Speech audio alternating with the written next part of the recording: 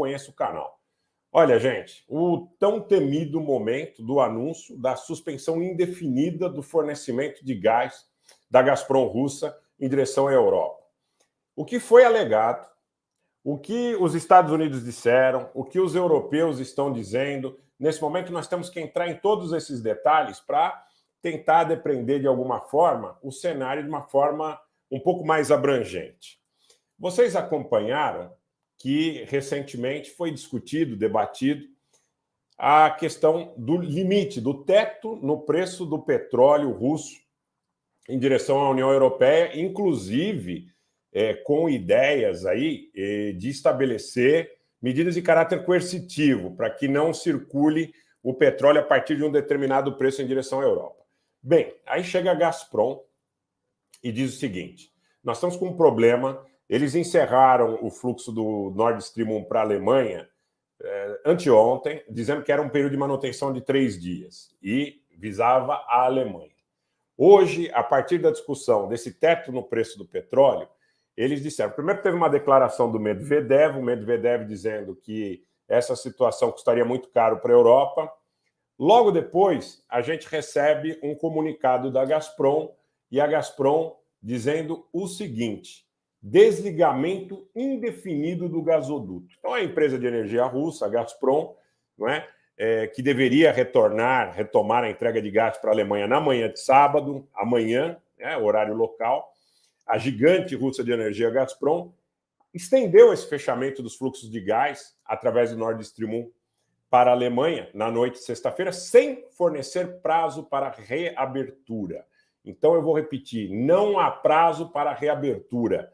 E o que acontece? É uma medida que foi tomada horas depois que os países do G7 concordaram em impor um teto de preço ao petróleo russo. Eles dizem que o teto de fundos em relação ao petróleo russo tem o objetivo de retirar recursos do Vladimir Putin para fazer a guerra na Ucrânia. Essa é a alegação midiática. Essa é a alegação de propaganda. Essa é a alegação que eu diria é repercutida pelas mídias que não querem entrar profundamente nesse debate. E, automaticamente, a Gazprom, vou repetir para você que está chegando agora e que não conhece essa nuance, que é a empresa estatal de petróleo e gás da Rússia, gigante, diz que o fornecimento está interrompido a partir de agora, indefinidamente. Eles alegaram, horas ou minutos depois, que houve uma detecção de um vazamento. Eles alegaram que o oleoduto não será reiniciado até que todos os reparos sejam totalmente implementados. Eles fizeram um comunicado no Telegram, o Telegram da Gazprom, eu recomendo a vocês que queiram acompanhar também, é importante, porque são comunicados oficiais, aonde eles dizem o seguinte: o transporte de gás para o gasoduto Nord Stream foi completamente interrompido até que as reclamações sobre a operação do equipamento sejam eliminadas. Um dos grandes responsáveis pela manutenção desse processo, fornecedor de peças e que acompanha todo esse processo, é a gigante Siemens. E há uma polêmica danada, que já vem acontecendo há muito tempo, se a Siemens estaria, de alguma forma, comprometida em função de sanções em relação ao fornecimento de alguns itens aí para que a boa manutenção seja feita. Bem, agora o jogo, ele é um jogo muito pesado, gente. É um jogo muito pesado. Porque a empresa, inclusive, fez tweets aí, a Gazprom fez tweets aí dizendo que identificou defeitos e uma turbina importante, sem especificar qual seria, ao longo aí do gasoduto, e diz que o gás que é transportado, majoritariamente do oeste da Rússia em direção à Alemanha, precisa de reparos e não pode funcionar sem que esses reparos sejam feitos, porque há um risco muito grande. Na quarta-feira, quando eles interromperam completamente o fluxo através desse Nord Stream 1 para a Alemanha, eles disseram que seriam 3 dias, 72 horas, para que as manutenções fossem feitas e que, a partir da meia-noite de sábado, né, horário da Alemanha, esses fluxos seriam retomados. Eles diziam, naquela ocasião, que o trabalho seria necessário porque havia um problema de funcionamento e uma turbina na estação de compressores de Portovaia, né, que fica na extremidade russa do oleoduto. Mas aí começa a coisa a ficar muito confusa. As autoridades da Alemanha, já naquele momento, desconfiaram desse tipo de alegação. E agora, gente, o que está acontecendo? Quando os russos falaram que a situação está indefinida em relação ao restabelecimento da operação do Nord Stream, autoridades europeias de gás, de petróleo, de energia, estão dizendo o seguinte, que a Rússia não é mais um fornecedor confiável de gás e de petróleo. Na Alemanha, eu acabei de ver uma apresentação, um debate, na realidade, no YouTube, e estavam ali presentes alguns economistas, algumas autoridades do governo de segundo escalão, dizendo o seguinte, não podemos mais confiar na Rússia como fornecedora, porque ainda que eles retomem ou restabeleçam em algum momento o fluxo, é muito provável que esse fluxo seja totalmente interrompido num curtíssimo prazo. Até aí tá bom. Gente, vamos dar o like, vamos compartilhar, porque vocês vão ver como a peça do quebra-cabeça vai fechar. Aí, tudo bem, eu estou aqui pesquisando, ouvindo o que estão dizendo os economistas, autoridades do setor energético da União Europeia, eis que chega uma declaração do responsável por energia da Casa Branca. O responsável por energia da Casa Branca vai às redes sociais, vai ali ao YouTube, vai ali ao Twitter, vai ali às televisões, a CNN, vai à BBC inglesa, vai à Deutsche Welle da Alemanha e simplesmente diz o seguinte, olha, os Estados Unidos, eles precisam estar preparados para fornecer, senhores, atenção, para fornecer GNL para a Europa, porque nós não vamos mais poder contar com o gás natural, com o gás russo.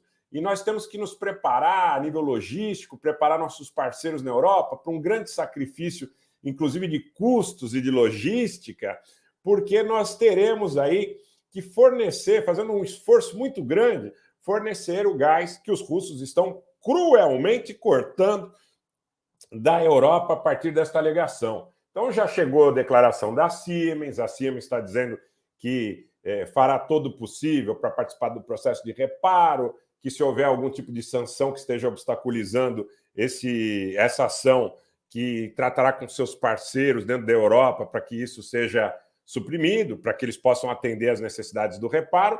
Só que os Estados Unidos, na Casa Branca, e o seu responsável do setor energético na Casa Branca, deu declarações agora há pouco nas mídias, deu declarações agora há pouco nas televisões, como CNN, BBC, Deutsche Welle, na televisão europeia, de um modo geral, está sendo muito repercutido, dizendo, estamos com estoque muito baixo, estoque de petróleo muito baixo, mas nós faremos um esforço gigantesco a nível logístico para não deixar nossos parceiros europeus sem gás. Então, eles terão que arcar com um custo mais alto, eles terão que arcar com um problema de operação logístico, naturalmente, porque tem que cruzar o oceano, mas a Rússia não é mais um parceiro confiável e ela não precisa mais ser considerada dessa forma. Então, eles entendem que limitar o preço do petróleo russo é limitar a possibilidade de ganhos da Rússia em relação à constituição de fundos para promover a guerra. Eles falam em medidas coercitivas para proibir e fiscalizar petróleo russo mais caro do que o teto que eles estabeleceriam e obstaculizar, eventualmente, o transporte deste petróleo a nível marítimo, tá? Então, imaginem vocês, isso é pior do que estabelecer uma zona de exclusão aérea, gente. Isso é pior do que estabelecer uma zona de exclusão. Por quê? Porque estão se colocando no papel, eles estão se colocando no papel de, mais uma vez, de polícia do mundo, aonde eles vão estabelecer um teto para o petróleo russo e eles vão fiscalizar a documentação, eles estão cogitando essa possibilidade de interceptarem petroleiros e dizerem a estes transportadores que apresentem a documentação para ver se o preço do petróleo que eles estabeleceram como teto está sendo cumprido. Então, gente, o que está acontecendo nesse momento, né? É uma situação muito grave, é uma situação muito, muito, muito, muito grave. E eu quero dizer para vocês que a medida da Gazprom, ela foi ecoada por muita gente no meio político da Rússia, tá? Declarações muito fortes hoje. Há uma declaração atribuída ao Alexander Dugin, eu ainda não pude confirmar se efetivamente foi feita por ele, que circula na mídia turca. Gente, prestem atenção nessa declaração que está sendo atribuída, não sei se efetivamente foi feita ou não nesses modos, é bom que se frise, mas está sendo atribuída ao Alexander Dugin, que ele teria dito, segundo esses veículos, eu postei isso largamente mais cedo no meu Telegram, com a condicional de atribuir a fonte, que são grupos de Telegram e edições de jornais digitais da Turquia, dizendo o seguinte, que ele disse que a operação militar da Rússia está caminhando conforme o planejado. Agora, se a Rússia, em algum momento, sentir que perderá esta guerra, que a Rússia usará armas nucleares. Então, declarações atribuídas ao Alexander Dugin a confirmar, mas, muito obrigado, Conrado, seja bem-vindo. Mas nesta atribuição de declarações, cogita-se que a Rússia, se perder ou se sentir que pode perder o seu cacife, que jogou aí nesse conflito, na entrada do seu conflito no território ucraniano a partir de 24 de fevereiro, que ela não hesitará em utilizar armas nucleares. Quer dizer, nós estamos indo para uma situação gravíssima, onde os Estados Unidos não escondem. Agora há pouco, eles falaram em um pacote adicional de quase 12 bilhões de dólares em armas para a Ucrânia, e em um pacote, pasmem, você está sentado, meu amigo? Você está sentada, minha amiga? Então ouça o que eu vou dizer para vocês. Não basta o pacote, vou dar números precisos. 11,7 bilhões de dólares em armas adicional para a Ucrânia e, se você não estiver sentado, sente-se, prepare-se. O anúncio de um pacote de 1 bilhão e 100 milhões de dólares de armas para Taiwan. Então, me parece que existem setores no Estado Profundo, no complexo bélico-militar, que querem efetivamente a promoção de um acirramento nas tensões e nos conflitos do mundo nesse momento. Então, a Gazprom anunciou o corte total do Nord Stream 1. Vocês sabem que o Nord Stream 2 não está habilitado. Já há problemas em relação ao suprimento do Yamal, não é de hoje. O Nord Stream 1 está, nesse momento, sem fornecer gás para o continente europeu.